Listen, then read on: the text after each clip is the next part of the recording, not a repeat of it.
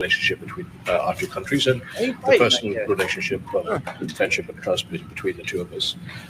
Mr. President, I truly believe that with all the challenges that we have in the Middle East, that I finally see somebody that can take us across the finish line to bring stability, peace, and prosperity to all of us in the region. And it is, I think, our collective responsibility in the Middle East to... AKA, yeah, we're finally got a president and not playing around with our ass. So let me walk over here and make sure I'm on your good side. Hey, shout out Trump. Shout out Trump. Continue to work with you, to support you, to achieve those lofty goals. So I'm very delighted to be here. And as you said, sir, we've got some very interesting discussions ahead. Very good. Very good. Thank you very much. Mr. President, many people in the region, especially Jordan, are worried about the annexation of the West Bank. Will you give His Majesty the King guarantee that you won't allow Israel to annex the West Bank? And how are you going to... I think that's going to work out very well. That's not really what we're talking about today. I think that's something that's going to work out automatically, and it's in good shape. And we discussed it. Other people have discussed it with us and with me. That's going to work out. West Bank is going to work out very well. Mr. President, why should the king take in the Palestinian people? He's made clear he doesn't want to. Well, I don't know, but he may have just something to say, because we discussed just briefly. I think maybe you want to say it now, or... Well, Mr. President, I think... Please explain why you do not want to take in your Islamic brethren. I would love to hear that. Like, let's hear it, my friend, because that's going to be a tough one to sell me. We have to keep in mind that there is a plan from Egypt and the Arab countries. We're being invited by... And shout out my man Hellback, because now we're at 39 super chats until we open up Conspiracy Hour. Appreciate the support, guys. He says 3 + 3 = snowman, 4 + 4 = tree, 5 + 5 = tractor, 6 + 6 = slide, and 7 + 8 = a triangle. A triangle, he says. Oh, Hellbat. Oh, Hellbat. But hey, though, I appreciate you, my friend. I appreciate you. And shout out my man Daniel Castro following that ad up. So now we're at 38. Mohammed bin Salman to discussions in Riyadh. I think the point is how do we make this work in a way that is... And shout out Hellbat and Castro. Good for everybody. Right. Obviously, we have to look at the best interests of the United States, of the people in the region, especially to my people of Jordan. And we're going to have some interesting discussions today. I think one of the things that we can do right away is take 2,000 children that are either cancer children or in a very ill state to Jordan as quickly as possible, and then wait for, I think, the Egyptians to present their plan on... Why weren't you doing that on day one then? Like, I hear you. It sounds great now, but why wasn't you doing that on day one? Why aren't you taking in children on day one, my friend? Why are you waiting until now to do something about it? This sounds very weird. I ain't gonna lie to you. I don't buy it. I just don't buy it. Yeah, that's literally what's happening in my head right now. It's like, huh? Well, where was this kindness on day one? On how we can work with the president to work on Gaza challenges. So you're... I want to tell you, excuse me, wait, just please. I didn't know that what you just said, 2,000 children with cancer or other problems. And that's really a beautiful gesture. That's really good, and we appreciate it. And we'll be working on the rest with Egypt. I think you're going to see some great progress. I think with Jordan, you're going to see some great progress. There's 3 of us, and we'll have some others helping, and we're going to have some others at a very high level helping, and the whole thing will come. It's not a complex thing to do. And with the United States being in control of that piece of land, a fairly large piece of land, you're going to have stability in the Middle East for the first time. And the Palestinians, or the people that live now in Gaza, will be living beautifully in another location. They're going to be living safely. They're not going to be killed, murdered, and having to leave every 10 years, because I've been watching this for so many years. It's nothing but trouble. Everyone's being killed. They're being robbed. It's like living in hell. And they're going to end up having a great home, great families that don't have to get mugged and killed and beaten up and harassed by Hamas and everybody else.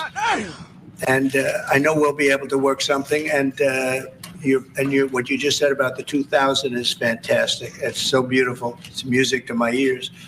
But we're going to be able to work something, and I know we'll be able to work something also with I believe, not 100%, but 99%. We're going to work out something with Egypt.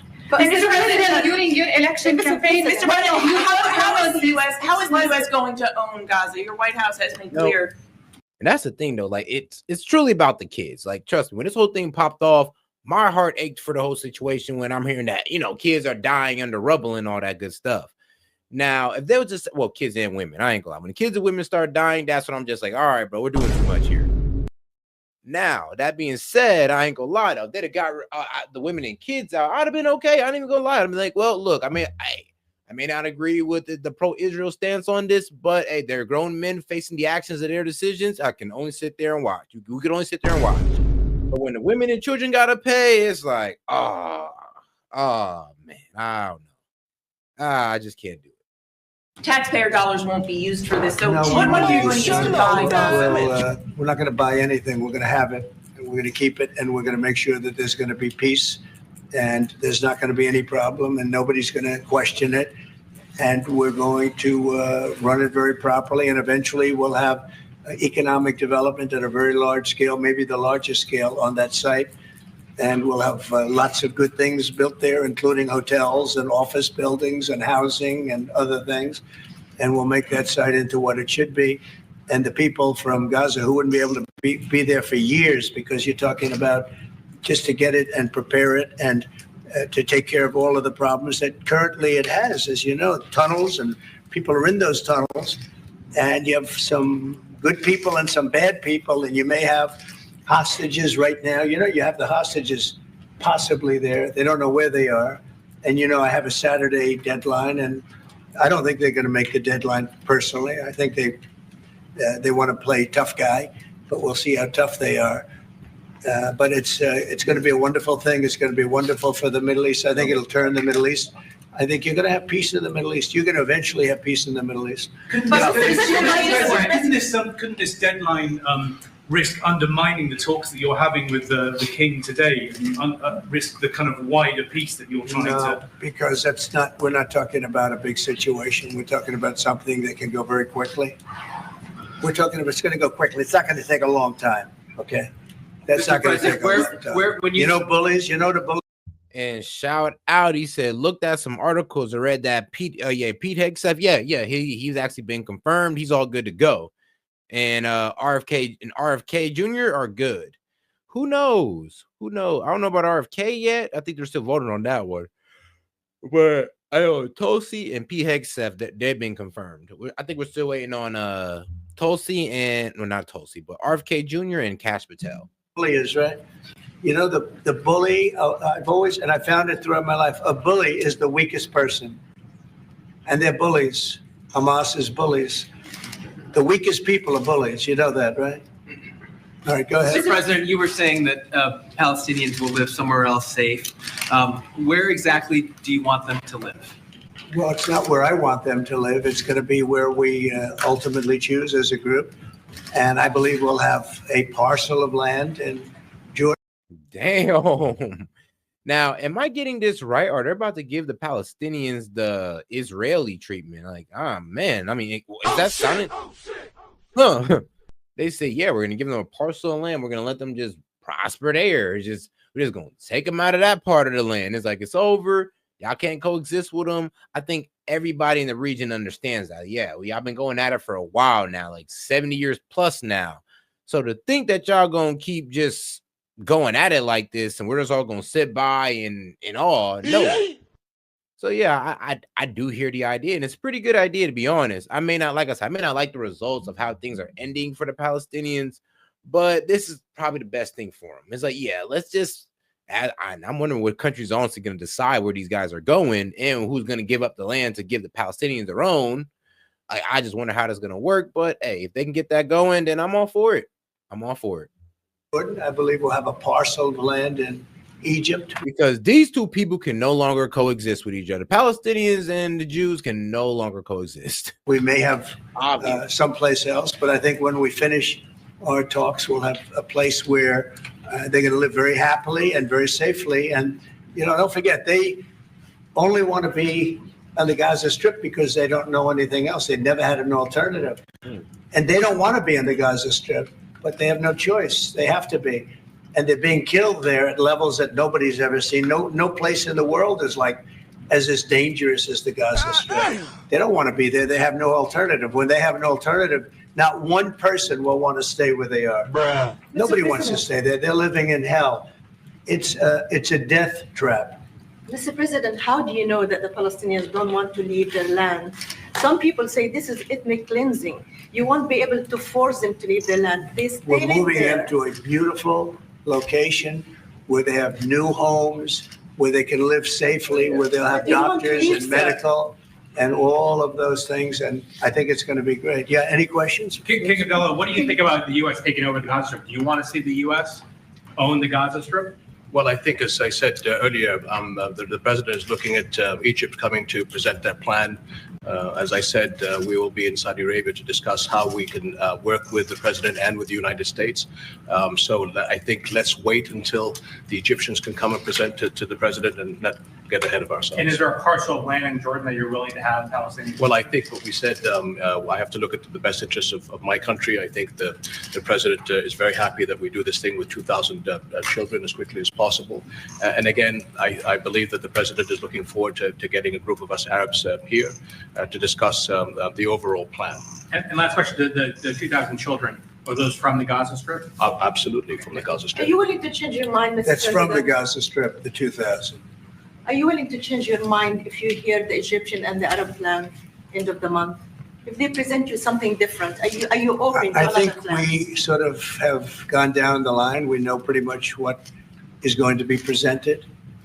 And I think it's going to be something that's going to be magnificent for the Palestinians. They're going to be in love with it. I did very well with real estate. I can tell you about real estate. They're going to be in love with it. But Mr. President, doesn't concern you that moving 2 million people from It's a there? very small number of people relative to other things that have taken place over the decades and centuries. It's a very small number of people. And they're living a terrible life. Look at the way they're living now. Nobody's living like that in the entire world. And here's the thing, though, Trump, why are they living like that? Because of Israel. So, yeah.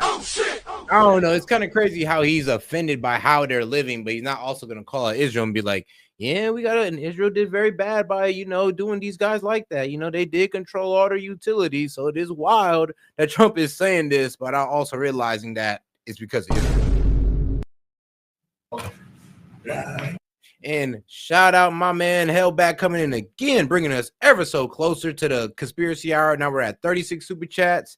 He says NY Post and CBS says the vote was 14-13 RFK. Hey, shout out RFK's in there. Let's go there. Make America healthy again, baby. They're living under buildings that are mostly fallen down and will continue to fall down. And they're living under. People are being killed every day. The conditions are horrible. There are no conditions anywhere in the world that are worse than the Gaza Strip right now. But don't you have concern that you can destabilize Jordan and You said all Egypt? hell will break out if all the hostages are not released on Saturday. What did you mean by that? And are you encouraging Netanyahu to walk away from this deal? Have you talked about this with him? So I've looked at at the condition of people coming out of the hostage situation, and it's horrible. I looked at the before and after yesterday. 3 young men. One is dead now, as you know, the older gentleman who died, which everybody said he was alive and well. He's dead. But the 3 young men, and I looked at them from a short while ago, and I looked at them now. They're emaciated. They look like Holocaust survivors. They looked, they'll get better, but they're in rough shape. They were treated really badly, and we've heard things from them since. And I think the reason that Hamas is playing so cute is because they saw the reaction to these 3 people that came out, and the other ones. Look, the one young lady had her hand blown off practically, and they were not in great shape either. But she's missing her fingers and a big part of her hand. You know what she did? She was stopping a bullet that was aimed at her. She went like that, and it blew off her hand. No, I think I think they want time, because I think the people that they have living are in such bad shape, because they're sending the most healthy people out because they don't want to send the least healthy people out. And there was an uproar when they saw the people from yesterday. So these people are, so I don't want to do 2 and then we do another 2 in another week and then we do 4 in 3 weeks. No. They either have them out by Saturday at 12 o'clock or all bets are off. Mr. President. Mr. President, would you still consider withholding aid to those countries if they don't accept your plans to accept? Well, I don't want to say that because we've had such a good relationship and we're doing so well just in the short time that we've been talking. I mean, the king just made a statement. I didn't ask him to do that, about literally saving 2,000 young children from the Gaza Strip. We didn't know about that. You didn't know about that. Nobody did except for the king and his son. I assume you told your son, right? And I just thought it was great. No, I think we'll do something. I don't have to threaten with money. We contribute a lot of money to Jordan and to Egypt, by the way, a lot, to both. But I don't have to threaten that. I think we're above that. I do believe we're above that. So. Would you consider other countries, not Jordan and Egypt? There was talks about Indonesia, Albania, other places. Yeah, sure, we would. And we have other countries that want to get involved. We have a lot of people that want to get involved. There's a great sense of wanting to help the Palestinians. There's a lot of good countries out there, people that rule those countries with big hearts. And this gentleman is at the top of the list. And if they don't want to leave, how you? He's at the top of the list, and why didn't he want to take him in? That's the real question there. Going to force him, Mr. President. Oh, they're going to be great. They're going to be very happy. Can you Your Majesty, should we May I- expect that the Jordanian response would be part of a coordinated Arab response? The response will be from a multitude of countries, Arab, international. I know the Europeans want to step in. And again, we'll probably have to look to the help of the United States to make sure that COGAT, which is the clearing agency on the Israeli side, makes this as efficient as possible, because 2,000 kids, the best way to get to them is by helicopters and get them straight to our institutions. I also believe that quite a few countries would also probably like to take some of those kids and have them treated in their hospitals. So we hope to launch this ASAP. Yes, and that's right. This should have been done by the Biden administration, but, they didn't do anything. They didn't know what the hell they were doing. So this should have been done by the Biden administration. This should have never happened because October 7th would have never happened. If I were president, zero chance of happening. You wouldn't have had that whole mess where the Middle East got blown up, and you wouldn't have had Ukraine and Russia fighting. That would have never happened. And by the way, we're making good progress there, I think. I really think we're making some very good progress. Mr. President, you said before that the U.S. would buy Gaza, and today you just said we're not going to buy Gaza. We're not going to have to buy. We're going to have Gaza. We don't have to buy. There's nothing to buy. We will have Gaza. What is that? No reason to buy. There is nothing to buy. It's Gaza. It's a war-torn area. We're going to take it. We're going to hold it. We're going to cherish it. We're going to get it going eventually where a lot of jobs are going to be created for the people in the Middle East. It's going to be for the people in the Middle East, but I think it can be a diamond. It can be an absolute. This man, Trump, literally just said, we're about to big dog Gaza. That man literally just said, what you mean? I'm not buying, I'm taking it. Yeah, like, whoa. I think everybody sat back in there was like, huh? He's like, yeah, I'm not buying it. I'm just going to snatch that mother. This us. It's all us. Like, who going to stop us? Like, oh. Okay, yeah, shout out. I love it. Let's go, America. I love the attitude. He's like, who gonna stop us? And no, for real, who gonna stop us? Tremendous asset for the Middle East. And you're gonna have peace. It's gonna bring peace in the Middle East. Gaza, the way it is right now, every 10 years, you're gonna have the same thing happening. I've watched it so long, all the death and destruction of Gaza. The civilization's been wiped out in Gaza. No, it's going to be a tremendous thing. It's fronting on the sea. It's going to be a great economic development job. It's going to put people to work, a lot of people to work. And those people are all going to be from the Middle East. And just to follow up with one on that for King Abdullah, can you clarify again, sir, how do you feel about the U.S. taking Gaza, as the president said? Well, again, this is something that we as Arabs will be coming to the United States with something that we're going to talk about later to discuss all these options. And Mr. President, take it under what authority? It is sovereign territory. Under the U.S. authority. And Mr. President, would you seek to personally develop property in Gaza after this No. happens? No, I've had a great career in real estate. Mr. I don't- President, your team. You know, when you've done what I've done in the last number of years, including the 4 years that we should have been doing something else, frankly, because people see that now for sure. But when you've done what I've done, you can just do more good for people when you're president. When you're president, we can do things.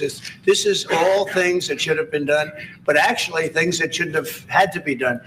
Gaza, absolutely, it would have been so great if the Biden administration would have started this. But actually, in all fairness to them, it was, they should have never let it happen. It did happen. And because of the fact that they let this happen, this catastrophe of October 7th, something like this becomes practical and very real, meaning the development and all of the things that I've talked about with respect to the Gaza Strip. If you didn't have the October 7th catastrophe, and it was a horrible catastrophe, then probably you wouldn't be talking about that. But the only thing I can say is this is going to bring stability and peace to the Middle East. And ultimately, when it's developed, which will be in quite a while from now, because we want to let things calm down.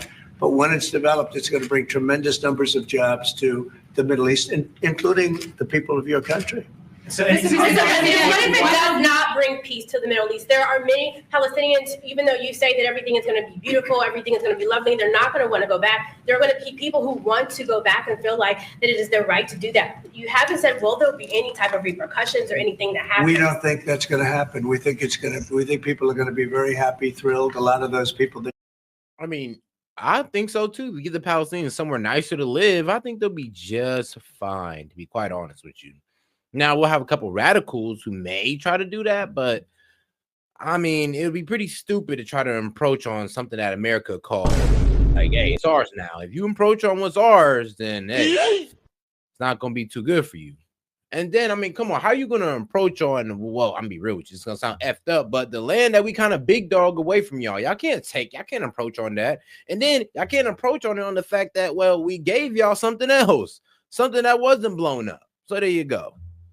That you're talking about are going to end up maybe living there and maybe working there, but it'll be in a different form. We have had tremendous support for this project, and we think the biggest asset of the project is going to bring peace ultimately to the Middle East. All right. Mr. President, one last question. Go ahead behind you, and you've asked enough. Mr. President, one of your promises on the campaign trail is to bring peace to the Middle East. It was a promise to your Arab voters here. The Arab voters in the United States oppose this. What do you say to that? Well, you know, if you look at Michigan, where we have a large Arab population, as you know, I was just telling the king that we won. As you know, I won the Arab population. Now, when I started off, I wasn't leading, and when I finished, a few months later, we started campaigning in Michigan. And when I finished, we won it by a tremendous amount. And here's the thing, though. See, some of y'all are saying, oh, you're pretty much saying that I can just take your stuff and it's okay. No, what I'm saying is that if I come in your house and I'm bigger and stronger than you and I take your house and there is no law around for you to call to get your house back, then it's my house now. That is what I'm saying. Now, trust me, I would never do that. But this is what America's doing. And this is like what we call it. I ain't gonna lie. This is what we call just the wild or getting savage, because this is what it is. He's like, all right, well, cut